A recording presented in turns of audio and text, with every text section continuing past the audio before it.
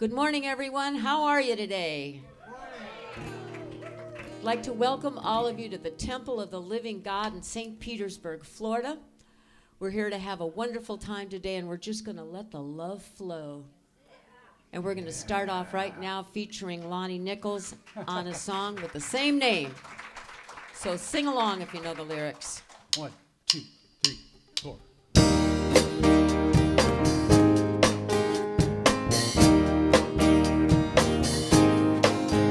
There's a reason for the sunshine and sky. There's a reason for what I'm feeling so high. Must be the season when that love light shines all around us. And you reeling, grab you deep inside, send you reeling where your love can't hide, and then go stealing through that moonlit night with your lover. Yeah. Let's go. Let your love flow like a mountain stream, and let your love grow with the smallest of dreams, and let your love show, and you'll know what I mean. It's the season. Yeah. Just let your love fly like a bird on a wing, and let your love bind you to all living things, and let your love shine, and you'll know what I mean. It's the season. Yeah. There's a reason for the warm sweet nights. There's a reason for the candle lights. Must be the season when those love lights shines all around us. Yeah. So let that wonder take you into space, lay you under its loving embrace, and feel the thunder as it warms your face. You can't hold back. Hey. Let your love flow like a mountain stream, and let your love grow with the smallest of dreams, and let your love show, and you'll know what I mean. It's the season. Yeah. Let your love fly like a bird on a wing, and let your love bind you to all living things, and let your love shine, and you'll know what I mean. That's the reason. Hey, let's do it again. Yeah. Just let your love flow like a mountain stream, and let your love grow with the smallest of dreams, and let your love show, and you'll know what I mean. It's the season. Yeah. Let your love fly like a bird on a wing, and let your love bind you to all living things, and let your love shine, and you'll know what I mean. That's the reason. Yeah. That's the reason. Yeah. That's the reason. Woo-hoo. Thank you. Good job out there. For this morning. I have the pleasure to welcome back today as our speaker, Reverend Mary Moore, whose topic is Choose Only Love. So perfect for the month. My reading this morning is a little bit different. It's from a book entitled The Art of Connection, 365 Days of Transformational Quotes by Entrepreneurs, Business Owners, and Influencers. And it's by Reverend Carmen.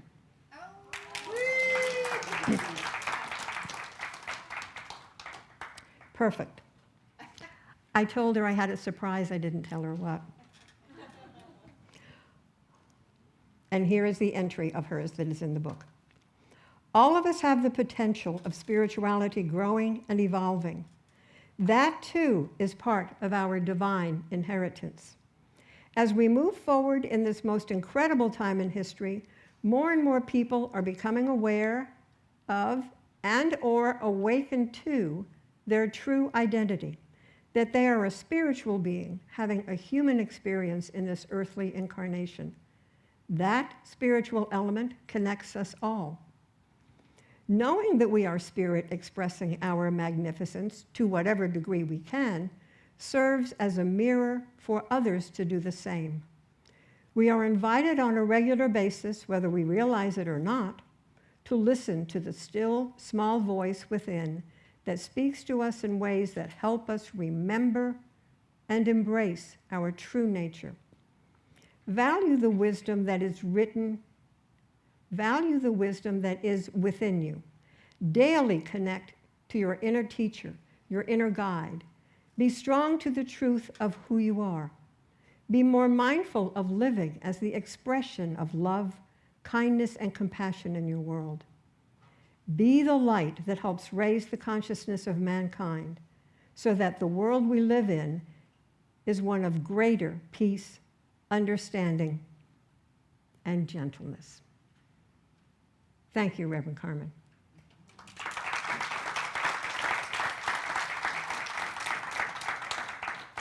And now there is so much more to inspire us. We have this beautiful selection from Carol and the Goodfellows. Thank you, Reverend Annette. This is a song called Love Changes Everything.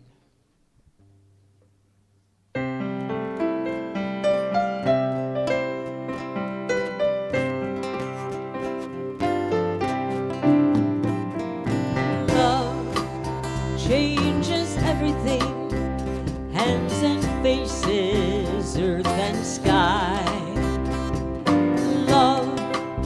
Love changes everything, how you live and how you die.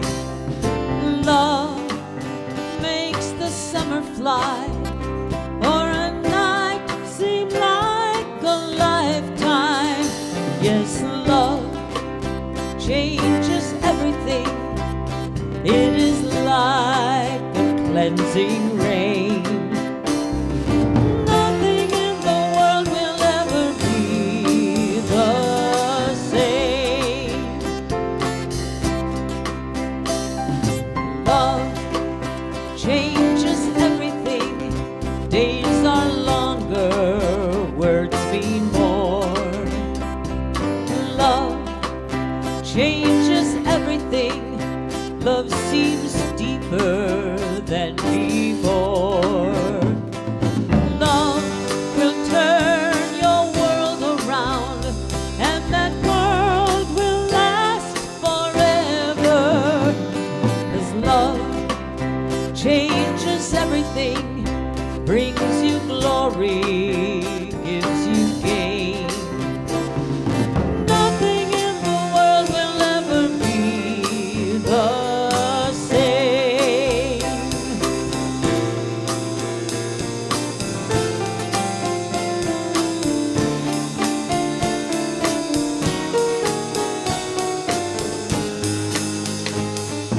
Off into the world we go, planning futures, shaping years.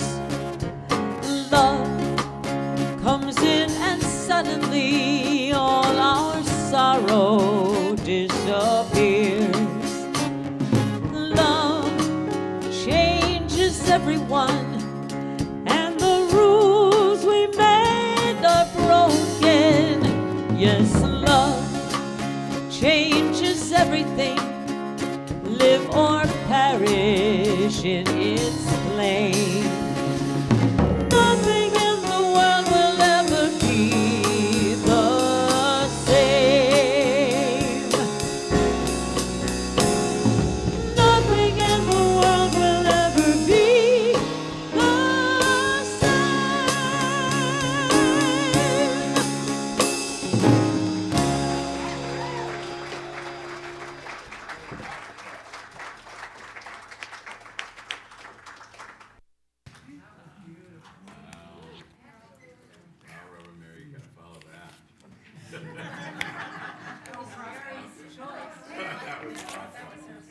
I am so spoiled.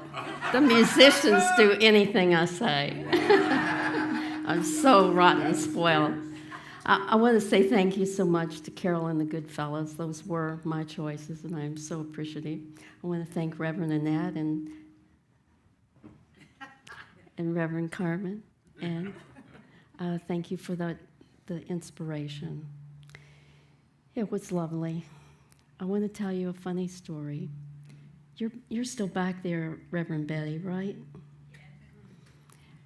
I moved here when I was 30 years old. I used to come into the bookstore, and Reverend Betty Presley was sitting behind the desk. And I was my quiet, reserved self.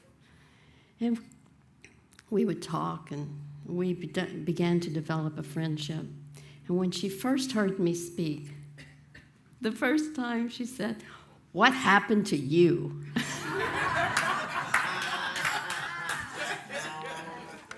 I don't know what happened to me. This morning, I want to talk to you about Ken Wilber. He is an American philosopher. He's written 26 books. It's been distributed to 30 countries. He's out of Denver, Colorado. He's quite an intellectual thinker. And what he's most known for is the integration of the East and the West, bringing that together in his form. So I found a beautiful piece in his writing. It's very creative in the sense that you can feel the sensual smells and the listening and the hearing of it. It's just so wonderful. I want to set you up for it, though, because it's kind of cryptic. It's not clear in places. It's only a page long, and I'm going to read it to you. But he takes us through millions of years of evolution. He starts, and the whole story is about creation. Why would I be talking about creation? Because we are the creators of our world. That's why. We are the creators of our world. If you don't like it, change it. All right. So he takes you into that time of creation, when the source created the stars and the universe out of nothingness. And he takes you through eons of time. He comes right down into this moment when primal man and woman are looking for the light on December 21st. It must have been terrorizing. Is the light ever going to return? That makes such a big difference in your life in terms of growth and food and ability to carry on and live. And then he brings it on down into this moment. One thing I want to tell you before I begin to read it, he uses the word Atman, and Atman is kind of a Sanskrit term that means man. And so I wanted to tell you that ahead of time. All right, here we go. Try to remember the great event when you breathed out and created this entire cosmos.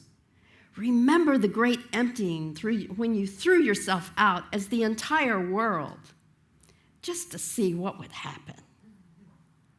Remember the forms and the forces through which you've traveled thus far, from galaxies to planets, to verdant plants reaching upward to the sun, to animals stalking day and night, restless in their weary search, through primal men and women yearning for the light, to the very person now holding this paper. Remember who and what you have been, what you have done, what you have seen, who you actually are in all those guises. The masks of the god and the goddess, the masks of your own original face. Let the great search wind down. Let the self-contraction uncoil in the immediateness of present awareness. Let the entire cosmos rush into your being, since you are its very ground. And then you will remember that the Atman project never occurred, and you have never moved. And it's all exactly as it should be. When the robin sings on a glorious morning, and the raindrops beat on the temple roof.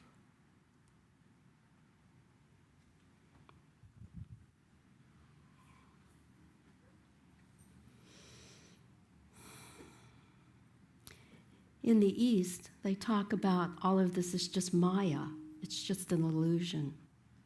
So there he brings it down and he says, and it never even happened. Wow. It sure feels concrete, doesn't it? Sure feels hard sometimes.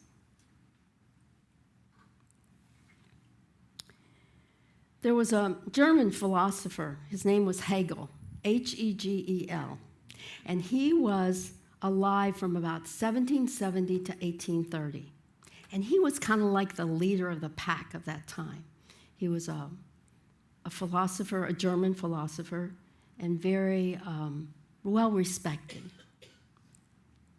The one idea that he came up with was the absolute. That was his contribution to thought in the world, the absolute.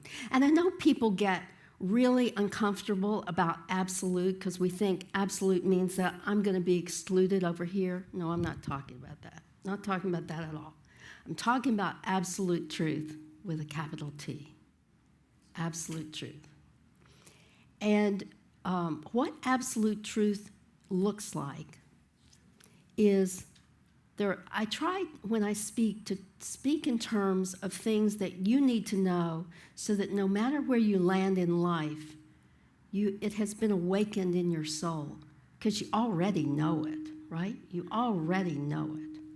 It's just a matter of remembering, a matter of remembering. So what we all need to remember is that there's one source. Be in the present moment. What you give out, you get back.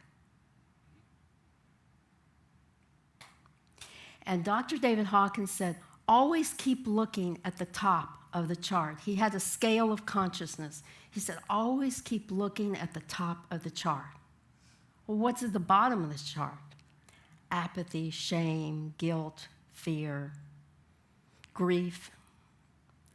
So there's nothing wrong with dipping into that sometimes. Sometimes, people leave our lives. I just had a death in my family, and so, sometimes people leave our lives and we dip into that, but we don't want to live there. Where do we want to live? We want to live in love, joy, and peace. So we're all working to be the best that we can be of that nature, of that quality. I think the theme for the month is love possible? Oh, yes, it's possible. It's inside of each one of us. Moses brought the law. Jesus brought the opportunity to know to love. Love one another, do unto others as you would have them do unto you.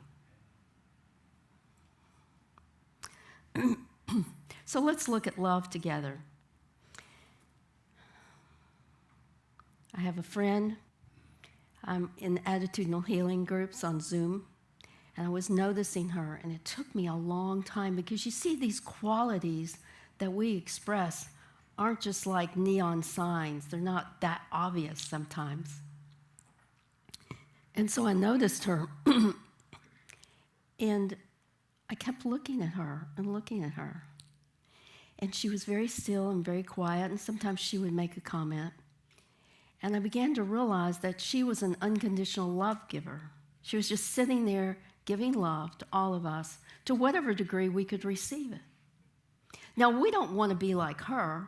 We want to be like love is through us because we're all unique. So it's not about trying to look across the fence and be like someone else.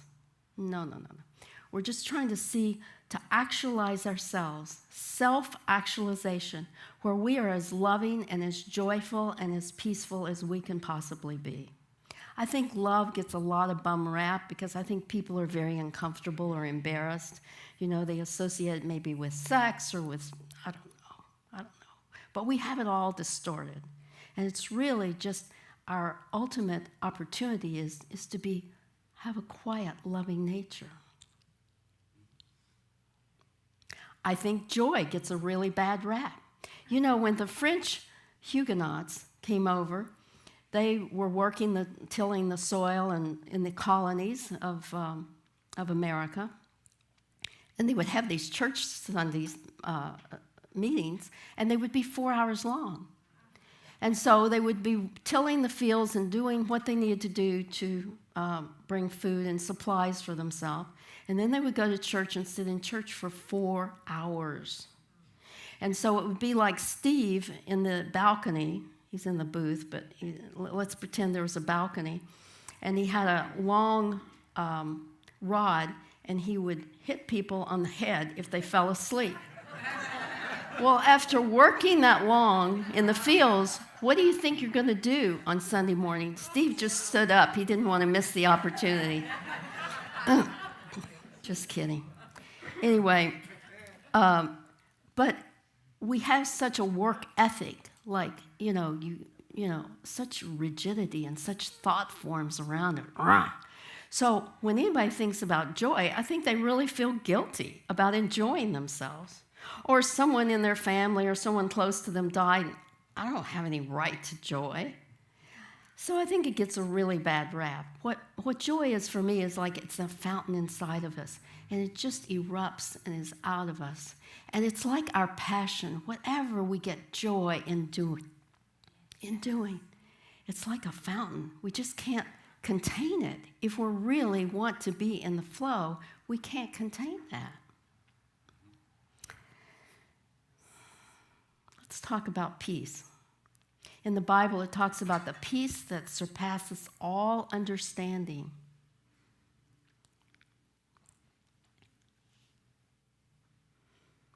It's just that stillness and that quietness where we can just relax back into that. I think I saw my child had an accident. He was probably 2 years old. And I screamed. I was so upset, and I was afraid that, I'm not going to tell you, but my mind was going, as a mother, all this is going to happen. And I just saw my scream did not do any good. And when I just got calm, and I got patient, and I could see what I could do for him, then his foot was okay, and the damage that I perceived might have been done didn't even happen. But I think it was a dividing line for me in my life, to say, hey, this is not it. Let's just be calm. The more you're still, the more you're quiet, the more you're peaceful, you can figure out a situation. It calms your mind so you can think of alternatives, ways to handle things. So love, joy, and peace.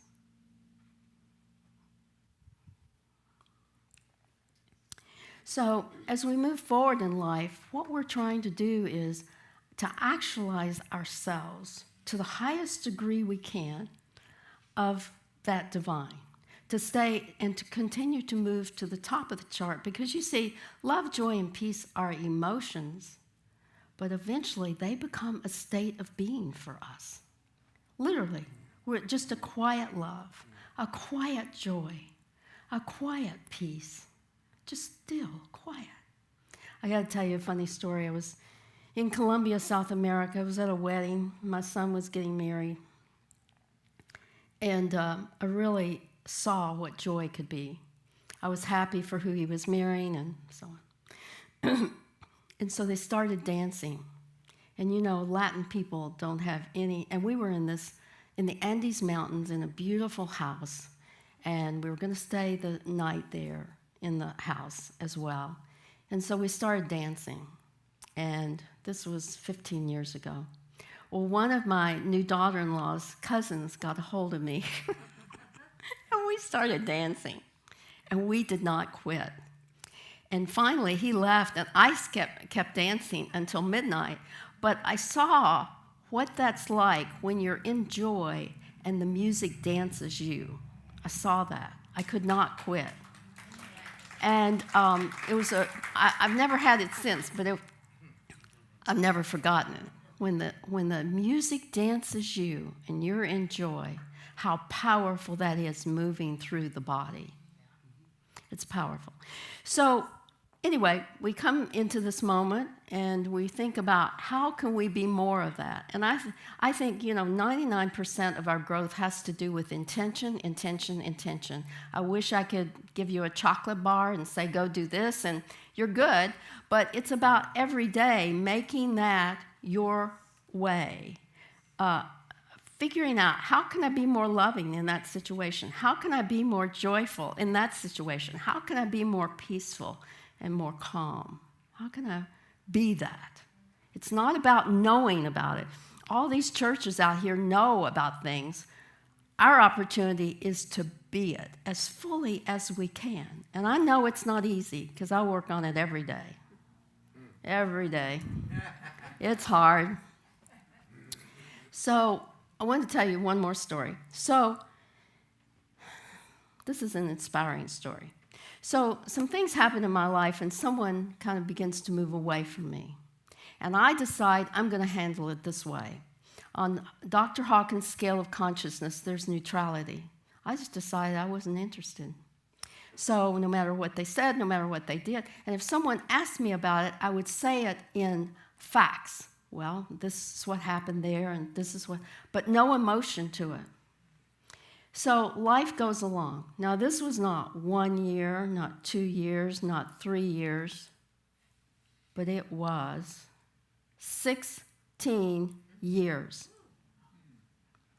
So, on the scale of consciousness, right above neutrality is willingness. I was always willing. So she begins a conversation with me, and I engaged. I was ready. I engaged. Had one of the nicest conversations ever. So things move along, and I decide that I'm going to send her some money for a massage, just to be sweet. So I said, thank you so much for what you've done. I said something else, and I said, happy birthday. Enjoy your massage. Here's some money for you. Well, she started tearing up and crying. Because, and see, this is what I want to point out that's such a good learning thing. I didn't have all this trash that I had to dig out of the way, because I hadn't been saying anything. I just really didn't care. It's fine. But I was willing then, at that point, to move forward if she was. Well, she began crying because she couldn't feel any trash between us because I'd just been letting her be her. So I wanted to share that with you this morning. And then I get a text. Oh, my gosh. I about fell over. I got a text from her thanking me for the check and blah, blah, blah. So I say this because we can't give up. We can't quit about anything in our life. And if it goes on for 16, and I didn't know if it would be 16 or 60 years, and I didn't really care. When you remain unattached and you're just doing the best you can do to send out the best energy you can and choose only love, bang, that's when the good comes back to you. So this morning, I want to tell you this. Rumi is a Sufi poet, and he said, now remember, all of us have tried different religions, we've tried different groups, we've tried different philosophies, and we all decided to come together this morning. And Rumi said, lovers do not finally meet somewhere, they've been inside of each other all along. So we've all been inside of each other all along, and we're all lovers of one another. So we're going to do something with the energy that's been built in the room this morning as kind of a quieting before I close off, okay? So let's all come together. I'm just stay in your seats, but I'm talking about together energetically, and I'm going to read something, and then we'll go into the last part.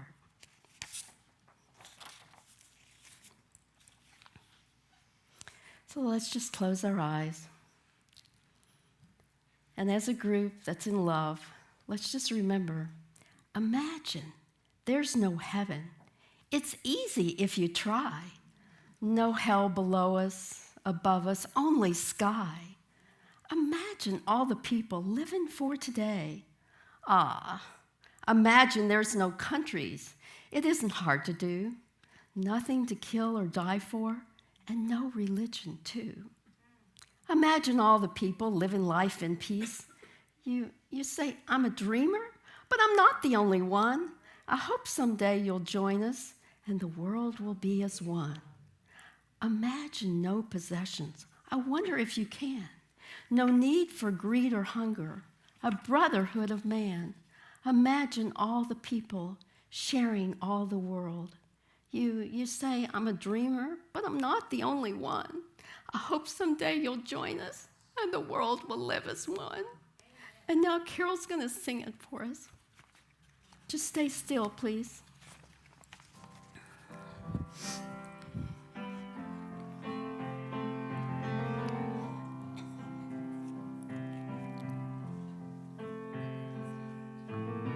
Imagine there's no heaven. It's easy if you try. No hell below us. Above us, only sky. Imagine all the people living for today. Imagine there's no countries. It isn't hard to do.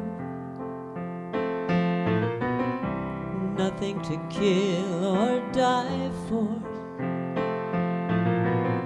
and no religion too. Imagine all the people living a life in peace. You may say I'm a dreamer, but I'm not the only one. I hope someday you'll join us, and the world will live as one. Thank you, Carol. I just want to remind you that the great anthropologist Margaret Mead said, never underestimate the power of a few concerned citizens to change the world. She said, in fact, it's the only thing that ever has.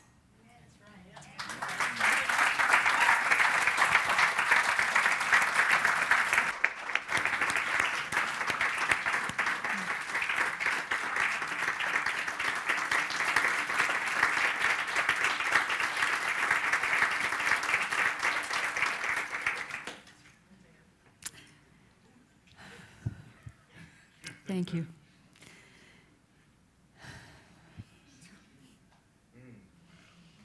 No more words need to be shared. We are so blessed, truly. Thank you for being here. We're going to move into our time of tithes and offerings, and we invite you to take your tithes and gifts in your hands and bless them as the ushers come forth at this time.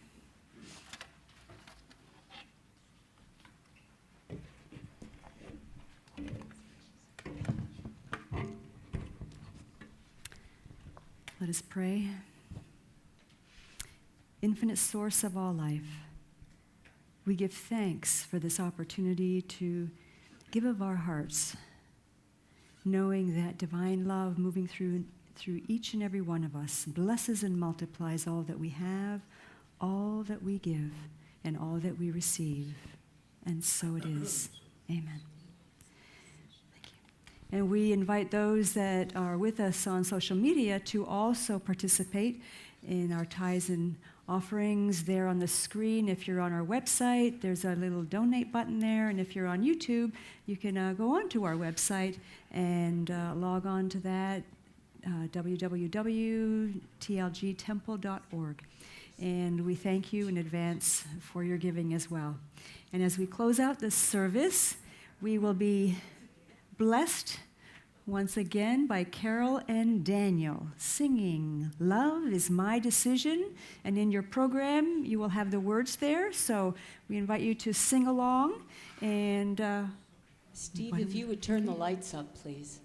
And while Steve is turning the lights up, I want to let you guys know that the reading that Annette gave us this morning, thank you, Annette, that Carmen wrote, we have copies of it available at the bookstore for you to take, pick one up and take it home. We don't have the book yet, but we're working on that. So for today, February 19th, which is the actual day in the book that's right. that is dedicated to Carmen's writing, is for you in the lobby when we're done. So get up and sing, y'all. Stand up, stand up. Everybody stand up. The lyrics are in your order of service, so join us.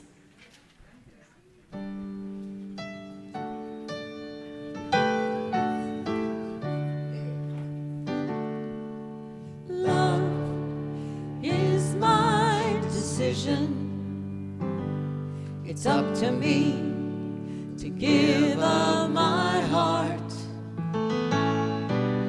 Love is my decision. No one else can tell me to start. And once I decide to change my mind, God will show me how. Love is my decision. My decision right here and now. Love is my decision. It's up to me to stand on that bridge. Love is my decision. No one else can make me forgive. And once I decide to change my mind, God will show me how. Love is my decision. My decision right here and now.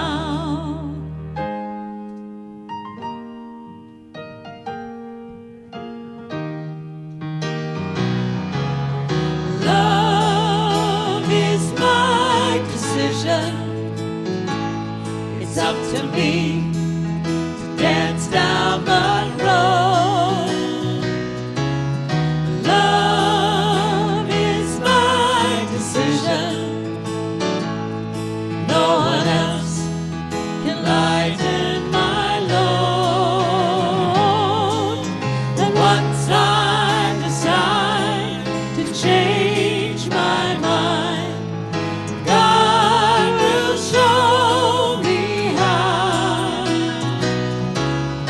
Love is my decision. My decision right here and now. Okay, everybody, sing it out. Love is my decision. It's up to me to dance down the road. Love is my decision.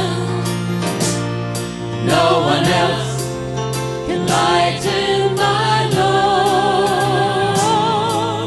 And once I decide to change my mind, God will show me how. Love is my decision. My decision right here and now.